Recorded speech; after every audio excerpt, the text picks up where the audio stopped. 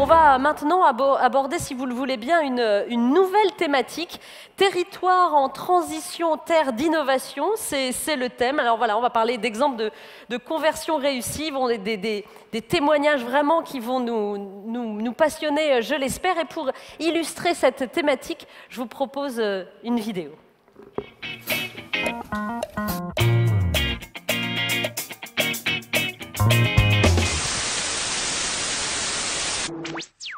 En 50 ans, la production agricole française a doublé. Il y a de moins en moins d'agriculteurs, mais ils sont devenus 6 fois plus productifs. Une fierté nationale. La pollution des eaux maintenant par les nitrates d'origine agricole, toujours, conséquence d'une agriculture intensive. Des contraintes environnementales supplémentaires pour réduire les nitrates qui polluent le sol, ce céréalier n'en veut pas. Toutes les terres vont avoir des restrictions sur l'azote et les phytosanitaires, et donc le revenu de toutes ces parcelles va être considérablement diminué. Tous sont venus à l'appel de la FNSEA et des jeunes agriculteurs crier la colère du monde agricole. Après avoir muré l'entrée du site, ils ont déversé du fumier. Pourtant, 19 000 communes sont touchées par la pollution agricole aujourd'hui, quasi la moitié du territoire.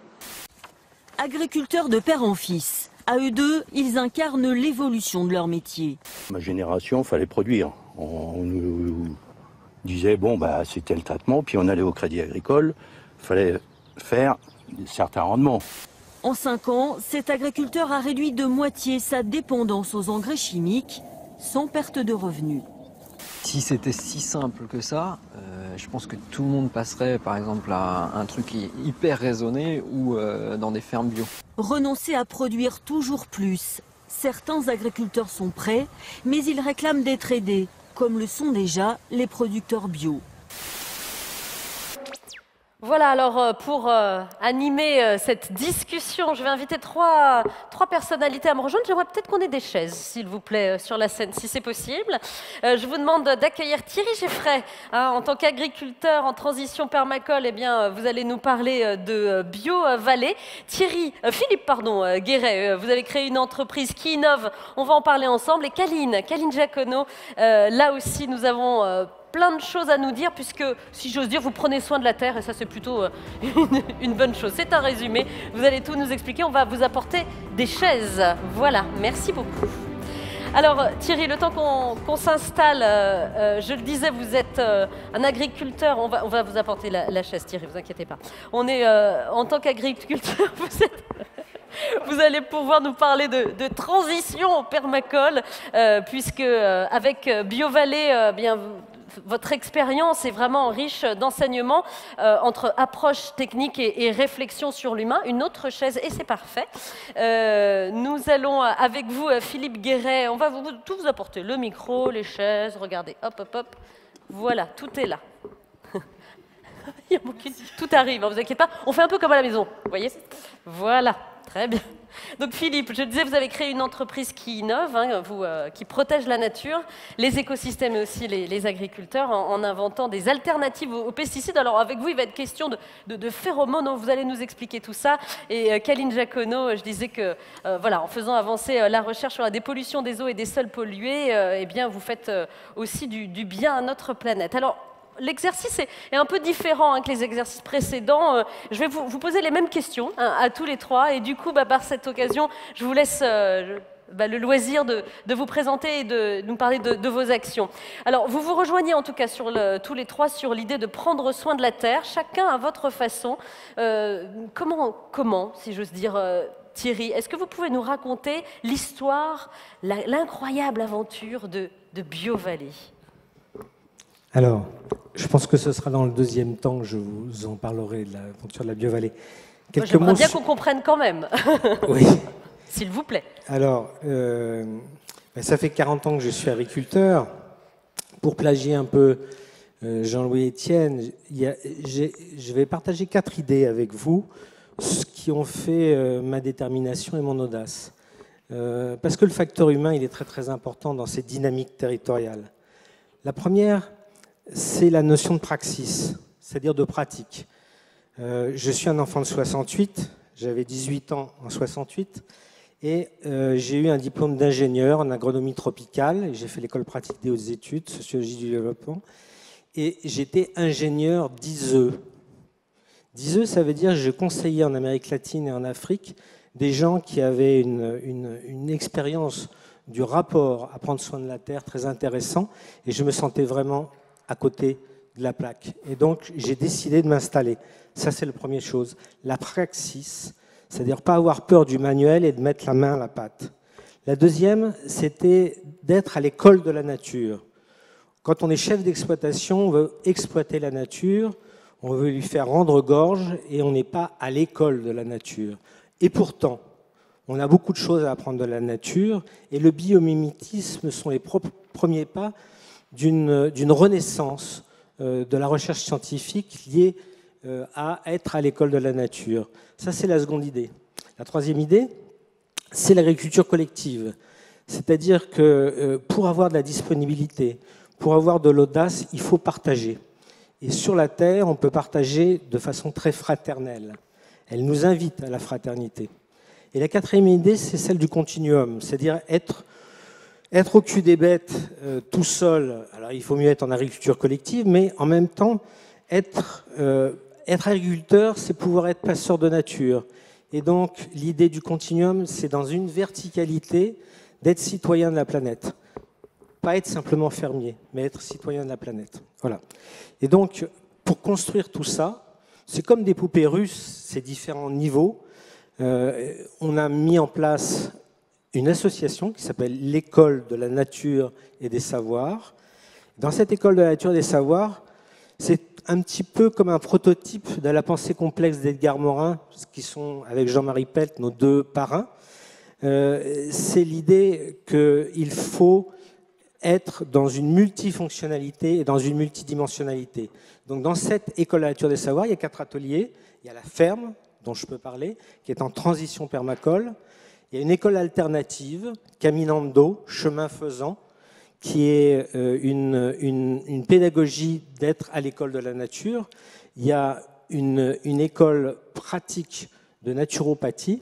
Et puis, il y a un bureau d'études qui accompagne les entreprises dans l'entreprise libérée, comme on a entendu tout à l'heure, et dans des entreprises où le vivant a sa raison d'être. Un accélérateur pour nous, parce qu'Einstein, il disait, c'est pas avec les habitudes de pensée qui sont à l'origine des problèmes que l'on rencontre aujourd'hui qu'on va les changer. Et donc la France des solutions, il faut que ça soit aussi la France des solutions nouvelles. Et donc un accélérateur pour décoloniser nos imaginaires, ça a été la rencontre d'un peuple racine qui s'appelle les Kogi, en Colombie. Et eux, ils nous disent, on a compris que vous vouliez aller vite, mais pourquoi? Jusqu'où vous voulez aller vite? Vous, les petits frères, ils nous appellent comme ça, vous pensez des pieds à la tête, c'est-à-dire vous pensez de la technique à la tête. Essayez de penser de la tête aux pieds. Et ainsi, ces peuples qu'on suppose sauvages, en fait, sont la source d'une inspiration qui pourrait renouveler notre modernité. Voilà. Alors, on va laisser la parole à Philippe Guéret pour justement faire connaissance avec vous trois. Et puis après, nous allons élargir aussi au territoire et comment on s'aime finalement. Philippe Guéret, parlez-nous un petit peu de vous et de M2I Life Science, s'il vous plaît, Philippe. Bonjour à tous. On a créé M2I il y a 4 ans maintenant autour d'un projet qui était d'utiliser les savoir-faire qu'on trouve dans ce pays, tant au niveau industriel qu'au niveau académique et au niveau scientifique. Et on a développé, lancé, commercialisé des produits de biocontrôle à destination du monde agricole et du monde animal. C'est quoi des produits de biocontrôle agricole?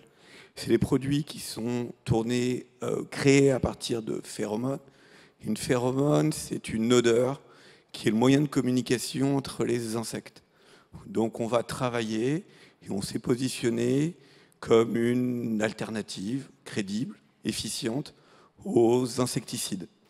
Donc on va répliquer cette odeur pour amener l'insecte, jouer le rôle d'un leurre vers un endroit au loin de la culture ou de la forêt qu'on souhaite protéger en évitant totalement l'utilisation d'insecticides.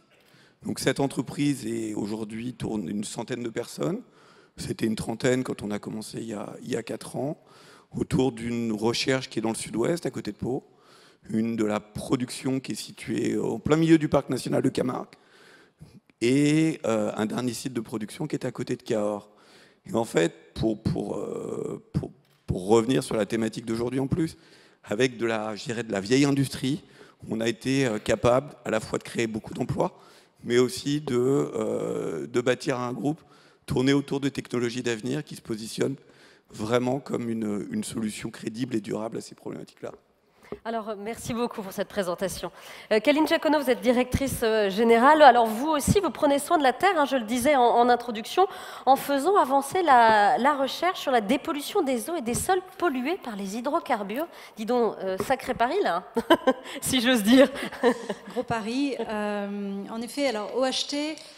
C'est intéressant d'être sur ce sujet de terre d'innovation, puisque OHT, en fait, est une jeune entreprise innovante, telle qu'on les dénomme aujourd'hui, qui est construite, en fait, autour de 7 brevets internationaux, et qui s'est construite ex nihilo autour de 7 brevets. C'est-à-dire qu'on n'a pas de fondateur, on n'a pas de leader, justement, qui, au départ, ont porté l'idée de l'entreprise, mais on a, en revanche, des innovations sur à la fois des procédés et surtout un matériau qui a la propriété particulière, en fait, à la fois... C'est un matériau vert, c'est-à-dire qu'il est issu de déchets industriels, transformé au travers de notre brevet. Il peut ensuite permettre de capter dans des solutions soit boueuses, soit aqueuses, de capter les hydrocarbures de toutes sortes. Et il peut être recyclé et peut ensuite être utilisé comme combustible. Et l'intérêt en fait d'OHT, c'est qu'à la fois donc, il y a ces innovations qui sont au cœur de sa construction, mais c'est aussi une innovation, j'ai envie de vous dire, dans sa réorientation. Et donc, c'est important de se dire parfois que l'innovation, ce n'est pas juste une invention, mais c'est aussi à un moment une manière différente de voir l'utilisation de certaines choses. Et en l'occurrence, notre innovation à l'origine était destinée au secteur de l'oil and gas, du pétrole pardon, et du gaz. Et petit à petit, on a compris en fait que ces procédés et ce matériau pouvaient être utilisés à la fois pour la dépollution des eaux, toujours axée sur les hydrocarbures, mais aussi des sols. Et là, on commence, en fait, nous, sur les sols, et avec cette idée d'élargir des hydrocarbures vers les métaux lourds. Donc, polluants différents et matières différentes pour dépolluer. Voilà. Alors, comment vos initiatives, à tous les trois, s'inscrivent dans des dynamiques territoriales? Peut-être restons avec vous, Kaline. La dépollution, ça s'inscrit nécessairement dans un projet territorial, non? D'abord, ça s'inscrit dans un projet territorial et c'est intéressant de le voir, c'est qu'aujourd'hui, il ne s'agit plus juste à un moment de dépolluer pour être en accord avec une certaine réglementation, mais c'est dépolluer parce qu'il y a un sens. Le sens, d'abord, il est donné, j'ai envie de vous dire, de manière financière, c'est-à-dire qui est capable de payer la dépollution et d'investir pour celle-ci. Et ça, c'est vrai aussi des innovations, enfin, c'est vrai de beaucoup de choses. Et ça, il faut être concret là-dessus à un moment. Et puis la seconde chose, c'est de dire à un moment, quand on parle d'innovation, et quand on parle de dépollution, excusez-moi, sur les sols, c'est qu'aujourd'hui, on s'aperçoit que le modèle qui prédomine actuellement dans la dépollution des sols est celui, en fait, d'un modèle très souvent, en tout cas les sociétés qui se créent sur cette dynamique, sont très souvent, investissent, ensuite réhabilitent le sol et promeuvent. Et donc, à un moment, pour promouvoir un territoire, et donc un sol que l'on a pris et à qui on va donner un usage, que ce soit un usage résidentiel, ou bien un usage autre, quel qu'il soit, il faut donc avoir à un moment une vision de ce que l'on veut donner et il faut pouvoir à un moment convaincre des acteurs autres que simplement les acteurs financiers. Et très souvent, en plus, sur un territoire, quand on parle de dépollution, le constat est de dire que l'on a très souvent besoin à un moment des acteurs aussi publics pour arriver à s'inscrire dans ce projet de dépollution. Et donc, ça demande à un moment aussi d'avoir une vision nationale de ce que doit être la dépollution et la manière dont elle doit s'organiser. Et c'est en ceci, très souvent, que le territoire, très naturellement, est associé à l'enjeu de la dépollution. Thierry, alors vous, on va parler de BioVallée, hein, là, cette fois, dans le détail. Vous êtes installé dans la Drôme, et ce n'est pas un hasard, hein, justement, il y a une vraie logique territoriale. Pourquoi la Drôme plus qu'ailleurs? Un lieu de passage? Avec le micro, s'il vous plaît. Merci. Le nom BioVallée vient en fait de la plus grande concentration d'agriculteurs bio de France. C'est-à-dire qu'un agriculteur sur 3 est en agriculture bio chez nous. C'est un tiers de la SAU. Donc c'est ça qui nous a inspiré le mot bio. Mais au démarrage, les agriculteurs bio disaient vous allez galvauder le mot bio. Alors essayons de travailler en confiance. Et nous on a dit vous n'avez pas le monopole du bio, c'est la vallée du vivant. La vallée du vivant, c'est aussi bien une dynamique publique-privée, une gouvernance territoriale, qu'une biodiversité, que des réseaux, des co-hébergeurs, d'énergie positive pour le territoire. Et donc, en fait, on a inventé, il y a 10 ans, ce concept de biovallée. Biovallée, c'est une vallée qui fait 100 km de long, de l'autoroute de Valence pratiquement jusqu'à Luce-la-Croix-Haute. Et là, on a mis en place une espèce de dynamique sur laquelle on a fait un pari, en se disant qu'on pouvait arriver à une certaine densité relationnelle. Vous savez, le territoire, disons, de projet ne se décrète pas, il faut du temps. C'est comme quand vous passez de moins 40 degrés à moins 1 degré, tout reste figé. Puis à un moment donné, il suffit d'1 degré supplémentaire. Si on traduit ça en années, c'est pratiquement 40 ans de travail. Et là, on est arrivé au seuil où on pourrait parler d'une biovallée pour tous, qui était sous impulsion politique, à une biovallée par tous. Il y a une charte pour adhérer à... Il y a une charte pour adhérer, il y a 50 points, il y a 120 adhérents dans une association que l'on a créée. Mais surtout, ce territoire il était sous impulsion d'une gouvernance publique. Et l'enjeu aujourd'hui du deuxième étage de la fusée, c'est la gouvernance territoriale. Donc le premier étage, c'est une biovallée pour tous. Le second étage, c'est une biovallée par tous. Ouais. Les 3 réacteurs, c'est le monde économique, la société civile et le monde politique. Vous avez des objectifs très très ambitieux pour réaliser tous vos projets. Hein. Voilà, avec des outils comme la carte Agir Ensemble, qui est une carte bancaire, où l'ensemble de la population pourrait, à travers ce partage de cartes, se réunir une fois par an pour parler de leur biovallée. C'est-à-dire que ce ne serait pas réservé, pour l'instant c'est réservé un peu à l'élite associative et du monde économique. Mais pour que le tout un chacun qui a besoin d'un bien-être territorial puisse avoir le pied à l'étrier, il faut trouver des outils qui permettent de démocratiser cet accès à la co-responsabilité territoriale. Philippe, vous aussi, pour s'inscrire comme ça dans une logique territoriale dynamique, il faut créer des pôles, il faut se réunir, il faut se rassembler. En fait, pour répondre à votre point, on a d'abord repris des actifs industriels qui étaient en déshérence, permettant ainsi de redynamiser leur environnement proche, que ce soit en emploi direct et en emploi indirect. En y amenant l'innovation et le développement de produits d'avenir, on les a pérennisés, et on les pérennise sur le long terme en répondant à des problématiques sociétales fortes dans une géoéconomique positive. On a permis aussi, à notre modeste niveau, de mettre en avant ce que la France savait très bien faire. On a les meilleurs experts mondiaux dans le domaine académique, autour de l'INRA, autour de l'CIRAD ou autour de tels organismes. On a la plus grande agriculture d'Europe.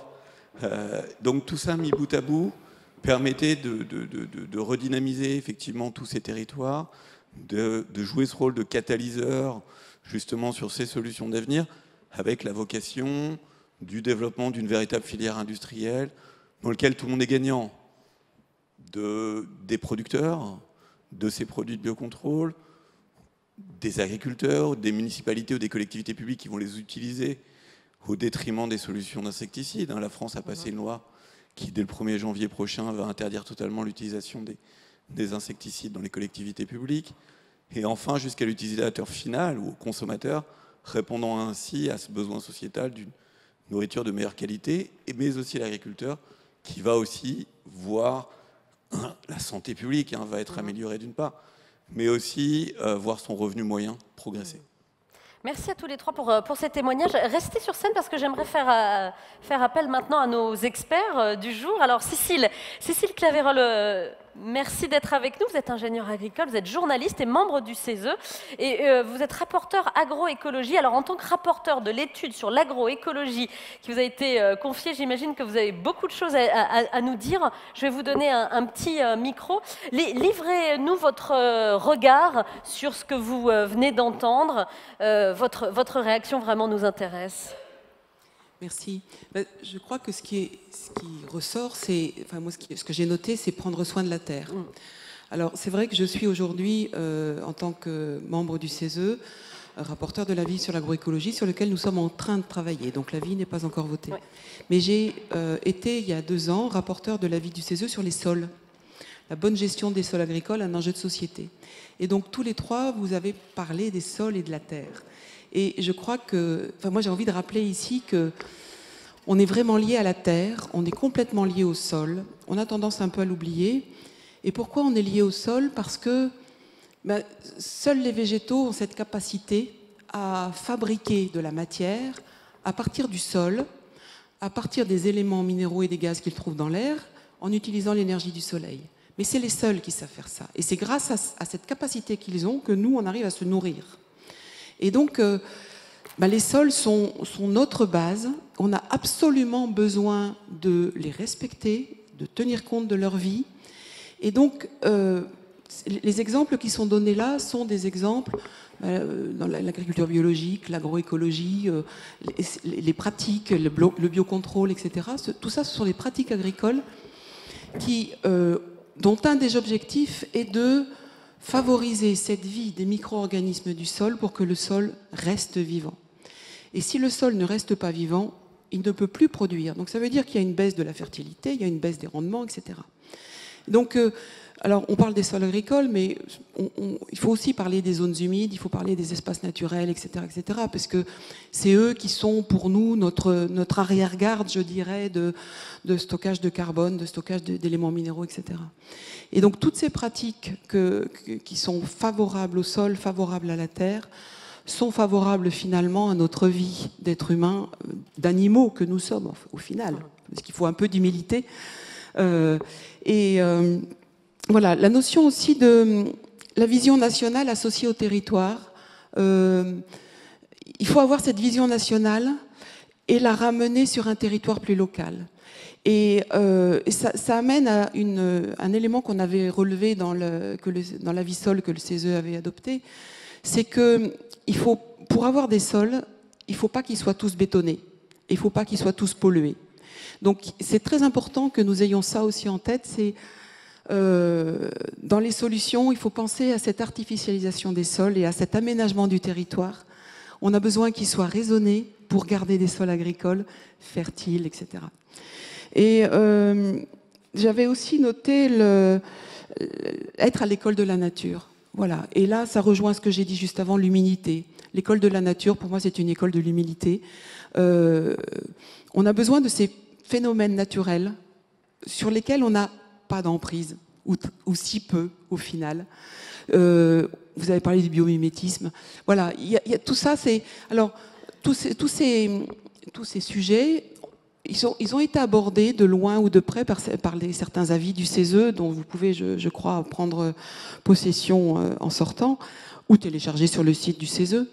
Mais tout ça, c'est énormément de solutions qui nous apparaissent et qu'il faut vraiment qu'on encourage chacun à notre niveau de citoyens, d'acteurs, d'entreprises, etc.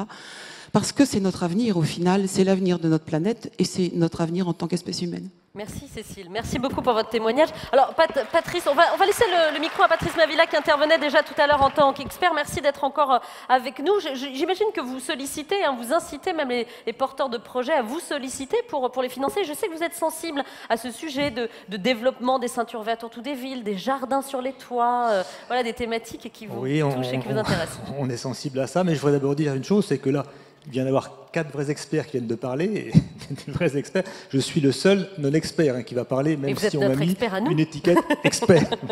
On est banquier généraliste, mais justement, on doit comprendre ce qui se passe autour de nous. Et pour en revenir au sujet que j'évoquais il y a quelques minutes, moi je vois ça par l'angle de la distribution, notamment avec un défi que je vois qui n'est pas encore totalement relevé, c'est celui du temps du transport. Je me passe totalement sur un autre point de vue. C'est le transport moyen d'un panier de fruits et légumes en Europe, en France, c'est 600 km. Donc nous avons comme clients déjà des petits distributeurs qui ont monté des coopératives dans Paris, etc. Il faut bien le dire, aujourd'hui les comptes de résultats ne sont pas au rendez-vous et je me dis qu'il y a quelque chose à faire à ce niveau-là, puisqu'ils montent des circuits courts en fait. Je vois bien leur système de fonctionnement, s'approvisionner en Picardie, dans la Brie, etc. Enfin, grosso modo, à une ceinture de moins de 100-150 km de Paris, on est quand même 11 millions de personnes à nourrir. Ça fait beaucoup de paniers, ça. Et voilà, donc on regarde ça de très près, on regarde notamment aussi tout ce qui est serre urbaine. Bon, je ne sais pas ce qu'on va faire avec ça, si on pourra nourrir beaucoup d'habitants, mais en tout cas, c'est en train de se faire aujourd'hui avec l'aide des pouvoirs publics, notamment parce que sans aide des pouvoirs publics, je pense qu'on n'y arrivera pas. Ça sera en tout cas une autre voie qui va un peu se développer. Et voilà, nous on est en tant que banquier à la recherche de genre de circuits de distribution. Ben voilà, donc voilà. Vous invitez déjà, les porteurs de projets à venir. Voilà, les porteurs de projets à venir vous voir. Merci beaucoup. Merci à tous les trois en tout cas d'être venus.